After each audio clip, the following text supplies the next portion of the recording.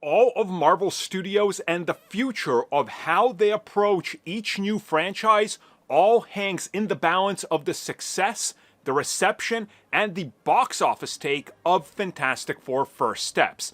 And if this film fails to deliver, Marvel Studios is going to be in trouble.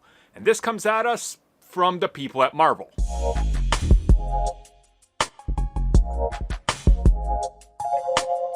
So when it comes to the Fantastic Four brand as a whole, as a giant fan of the characters, I need people to understand that these characters are largely considered failures everywhere they go.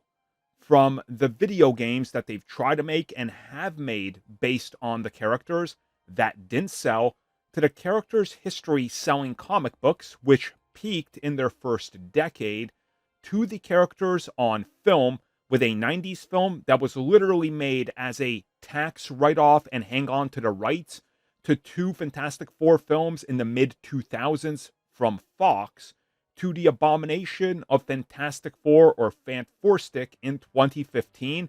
These characters have never worked on film or anywhere else. Even attempts at animation were all met short, and well, the series inevitably ends up getting canceled with low merchandise sales accompanying it. So get rid of this notion that the Fantastic Four are a big deal. They were at one point, but most of the Marvel Universe and the fan base moved past it once they hit the mid-70s. The Fantastic Four have never been as popular or as famous as they were in the late 60s, and that's just a fact. So with Marvel's upcoming Fantastic Four First Steps, which of course is them taking the rights that they got from the characters when Fox was purchased by Disney, all eyes are on them because there's a lot riding on this film. And if you really want to understand how big this film is, we got to talk about Marvel Studios head Kevin Feige, who said that there's no more important characters than the Fantastic Four when it comes to the future of the MCU. So in a recent interview speaking with Empire magazine, they asked him why there is so much marketing, why there's such a big push for the Fantastic Four, and why are these characters being positioned as such an important part of the Marvel Universe. Kevin Feige would say, and I quote, "There are no four characters that are more important for the history of Marvel. They are an unexpected dream come true. They came at a perfect time to help us launch into a new era." Okay, so we really got to look at what he's talking about here. So in the comics, I think most of you guys understand that the reason that they took off the way that they did was because of the different dynamic of not just the team, but the entire concept and the dynamic between the Fantastic Four and other characters in the Marvel Universe.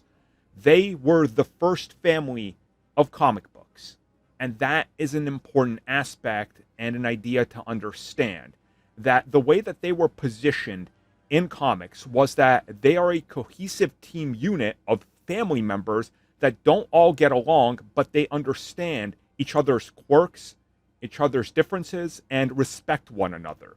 And the fact that you don't typically see families. So bringing this into the MCU, Marvel understands that this is the first time you're going to see a concept like this on this size and scale of a production in the MCU. And for lack of insulting the other franchises and other attempts, and I don't mean to, but you understand that he's saying here is that none of those other films understood what the Fantastic Four are, and that a lot rides on these characters hitting, and they have to hit hard when it comes to box office. And they really need to do something special. Enter Matt Shakman, the director, who was also the one that worked on WandaVision. He also added, and I quote, "They are Marvel's first family, and I really wanted to do them justice. We are tapping into classic Fantastic Four energy," end quote. So again, they all understand the family concept is at the heart here, and tapping into what makes these characters work is their dynamic. But this is where things are going to get very, very interesting, because later on in this interview, they talk about the importance of this film hitting. And if this film does not hit, it might be over for Marvel Studios.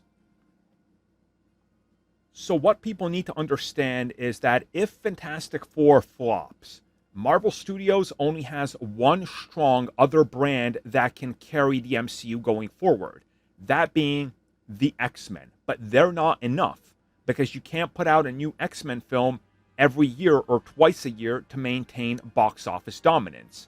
And when talking to Empire, it's quite obvious that they're aiming to make this a trilogy. But in another interview talking about the outlook, they've repeated the same thing we've heard with recent offerings, from Thunderbolts to Captain America to franchises and characters like the Marvels and the Eternals. And they say if the audience and the critics like it and it makes money, then these characters are here to stay. You need to understand that this film has a lot riding on it. Imagine the optics on Fantastic Four if it's the third bomb at the box office in a single year. You have Captain America Brave New World that made close to $450. You have Thunderbolts, which is, it's made far less. And then you have this film, which needs to make about the same amount of money as the other films, reportedly, but there's some reports that the budget was higher.